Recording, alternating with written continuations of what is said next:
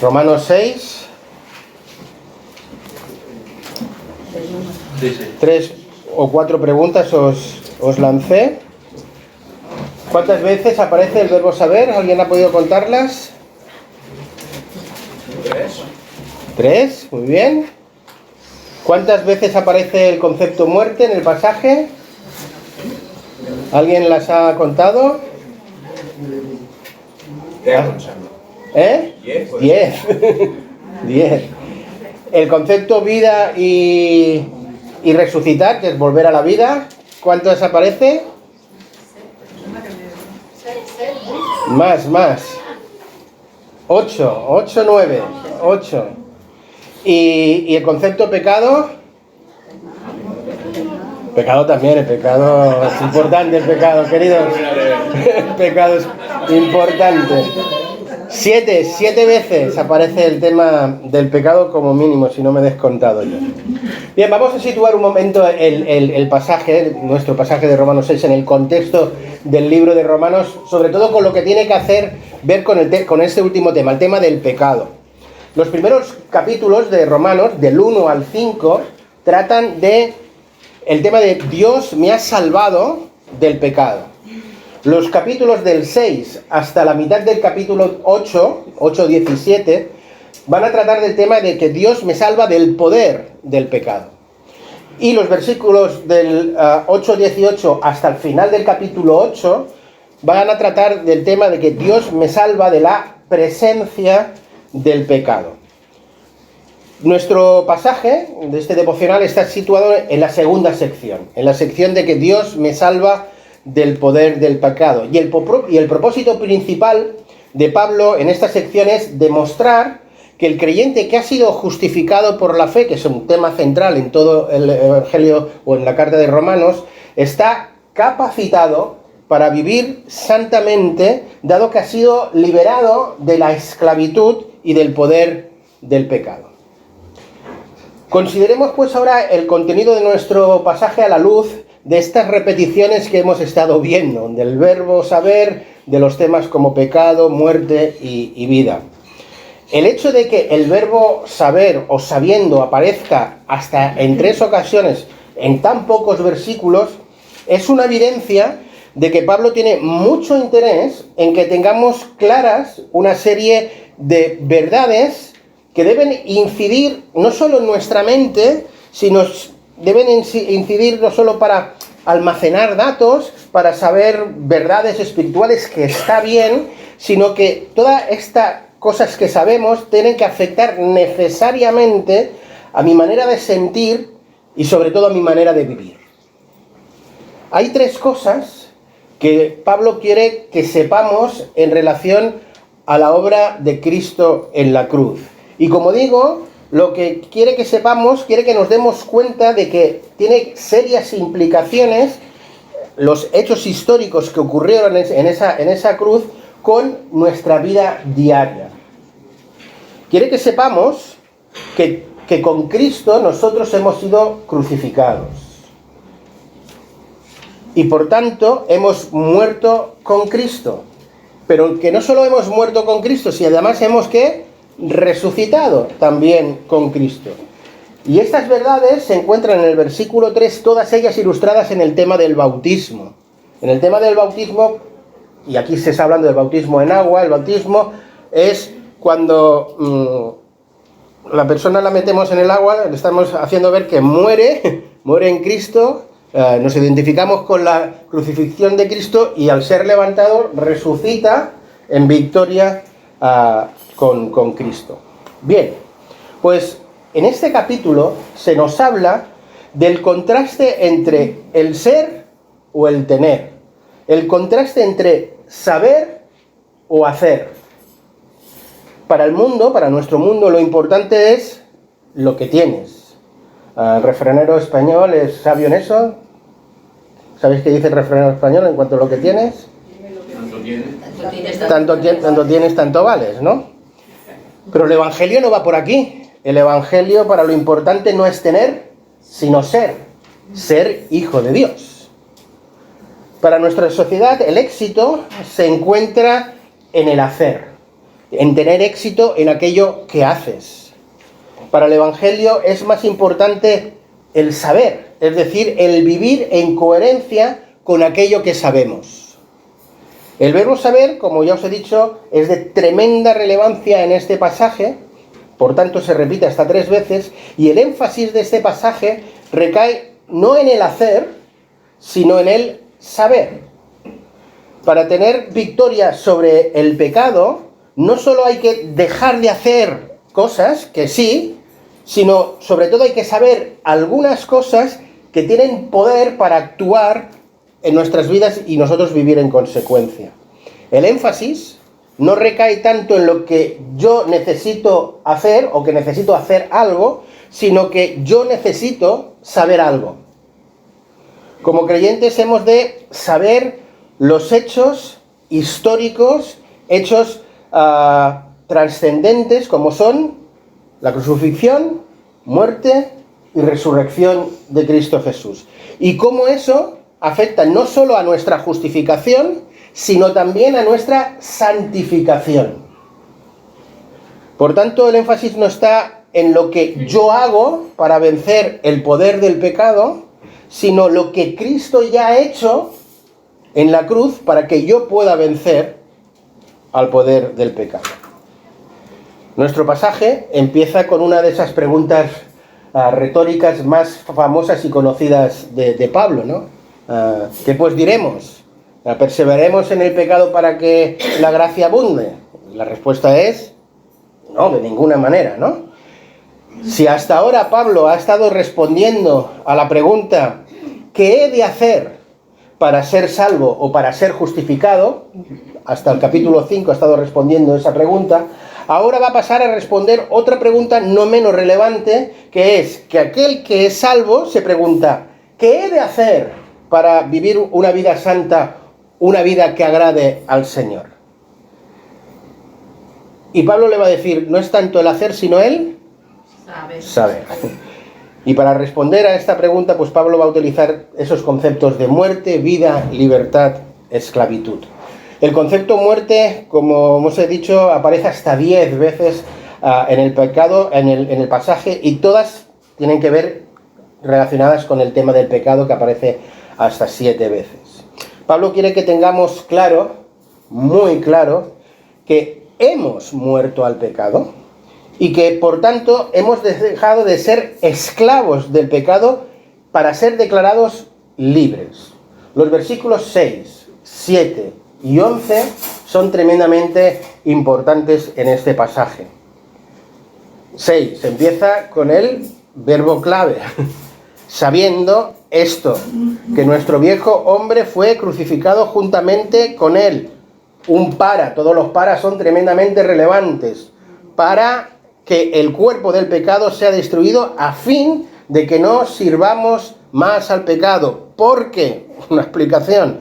Porque el que ha muerto ha sido justificado del pecado. Y el versículo 11, que también os digo que es tremendamente relevante en este pasaje, dice, así pues, es una conclusión en base a todo esto, así que vosotros consideraos muertos al pecado, pero vivos para con Dios en Cristo Jesús, Señor nuestro. Hemos sido declarados muertos al pecado y libres de la esclavitud de este, con un propósito. ¿Cuál? Para andar en novedad de vida, para vivir como agrada a Dios, para vivir una vida que agrade a Dios. Este concepto, como digo, de una manera u otra aparece hasta 8 veces en nuestro pasaje. El pasaje nos habla sobre cuál es nuestra verdadera identidad como creyentes y sobre cuál debería ser nuestro comportamiento diario, nuestro estilo de vida diario a la luz de esa nuestra verdadera identidad. El pasaje nos describe como vivos, no como muertos. Esa es nuestra nueva identidad. De modo que si alguno está en Cristo, ¿qué? Nueva criatura es, las cosas viejas pasaron, ahora son hechas todas nuevas. Este pasaje nos describe como libres, no como esclavos. De modo que, si alguno está en Cristo, bueno, lo sabéis bien, ¿no? Pues ahí. El versículo 7 explica que el creyente que ya no es esclavo, porque ha muerto y por tanto ha sido justificado del pecado, versículo 7, desde un plan jurídico, el que está muerto, ya no se le puede reclamar nada a un muerto, ¿no? Porque muerto está. Y para Dios, jurídicamente, estamos muertos al pecado, y por tanto, el pecado ya no puede ejercer dominio ni autoridad sobre aquello que está muerto. Eso sí, estamos muertos al pecado, pero...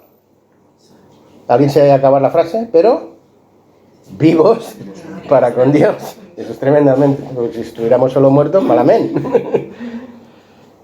El concepto clave para todo esto es que nosotros, los que creemos en Cristo, como diría Pablo, mismo Pablo, ahora en Gálatas capítulo 5 y versículo 1, todos aquellos que hemos creído en Cristo necesitamos estar firmes, dice Pablo, en la libertad con la que Cristo nos hizo libres.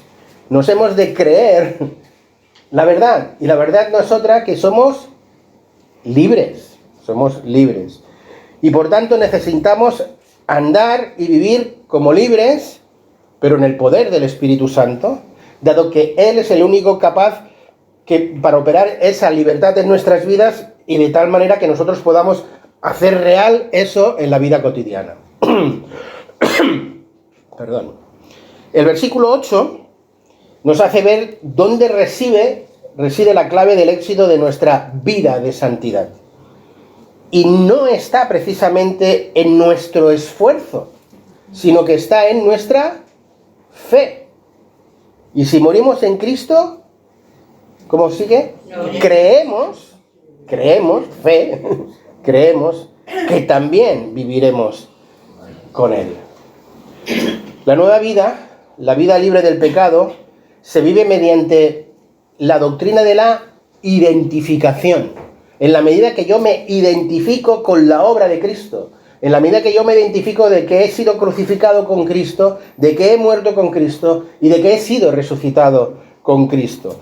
La clave, por tanto, no está tanto en el hacer, sino en el saber verdades que han ocurrido que inciden tremendamente en mi vida. Eso no implica que yo tenga que hacer cosas, claro que tengo que hacer cosas. Y el versículo 12, que sigue al 11, pero que no le hemos leído, después del así que, ¿no? de esa frase contundente, empieza con un contundente verbo en imperativo, una orden. Dice, no reine, no gobierne el pecado en vuestras vidas. Es decir, hay que hacer cosas, claro que sí, pero a la luz de lo que se nos ha dicho en los versículos anteriores. Versículos 9 y 10 nos presentan esa tercera realidad que tenemos que conocer. Que el poder del pecado ya no tiene capacidad de dominio sobre nosotros. Gracias, como digo, a esa identificación con la muerte y resurrección de Cristo. Sabiendo que, dice, que habiendo resucitado entre los muertos, pues no volverá a morir. Ya la muerte no tiene dominio sobre él. Porque en cuanto él murió al pecado de una vez y para siempre. Pero en cuanto vive, pues vive para con Dios.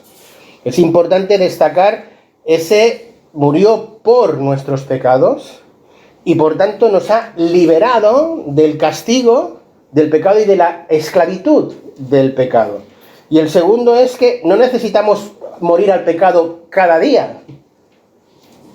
Una sola vez, dice el texto, una sola vez y para siempre. Y esto es una verdad que es muy importante en el Nuevo Testamento, que el libro de Hebreos la reseña mucho, y aquellos que estamos estudiando Hebreos con David Burr, por ejemplo, el jueves pasado se hizo mucho énfasis en el capítulo 9 de una sola vez, y volveré a hacerlo en el capítulo 10, y también el apóstol Pedro lo hace en su epístola en el capítulo 3, 18. Versículo 11 nos muestra que la implicación práctica de estas verdades es así que nos tenemos que considerar. Y este verbo considerar es tremendamente importante. La clave está en lo que yo me considero. ¿Qué me considero? ¿Un esclavo o un libre? ¿Un pecador o un santo? ¿Un muerto o un vivo? La clave está en lo que yo me considere. Este pasaje nos ha enseñado lo que creo que ya en más de una ocasión os he estado enseñando muchas veces, ¿no? Que la Biblia no nos describe a los hijos de Dios como pecadores, sino que nos describe como santos. Pecadores era lo que éramos antes de habernos identificado con la crucifixión, muerte y resurrección de Jesús. Una vez que hemos sido bautizados en Él, es decir, identificados con esas tres realidades, es que nos hemos apropiado del poder que emana de su muerte, del poder que emana de su resurrección, y hemos dejado de ser, a los ojos de Dios, pecadores para ser santos y capacitados para vivir como santos. Eso no quiere decir que ha sido erradicada nuestra naturaleza de pecado, no quiere decir que no tengamos capacidad de pecar, claro que la tenemos, pero ya no estamos esclavizados a ese pecado.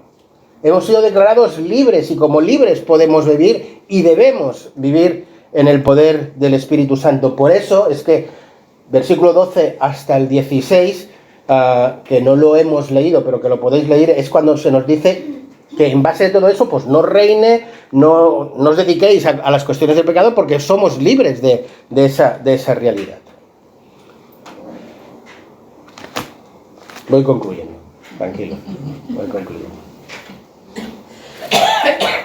Y para concluir, pues dejarme lanzaros preguntas de aplicación personal, ¿bien? ¿Cómo te consideras? Ahí estaba la clave, ¿no? ¿Cómo te consideras? ¿Como vivo o como muerto? Una respuesta lógica diría, ¿cómo? Vivo. Pues vivo estoy, ¿no?